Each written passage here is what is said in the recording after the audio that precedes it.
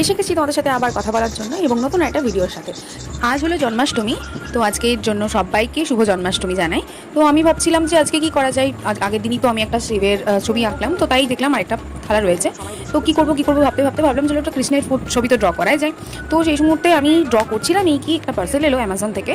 তো এটার মধ্যে কি আছে দেখি, তো দেখলাম কি কালার্স আছে। তো এটার মধ্যে অ্যাক্রিলিক মার্কার কালার্স আছে, যেটা আমি কিছুদিন আগেই অর্ডার করেছিলাম এবং ভীষণই এক্সাইটেড ছিলাম এটাকে দেখার জন্য, কারণ কি আমি থালাগুলো ড্র করছি, গ্লাস পেন্টিং করছি, তো তখন মার্কার ভীষণভাবে প্রয়োজন হচ্ছে।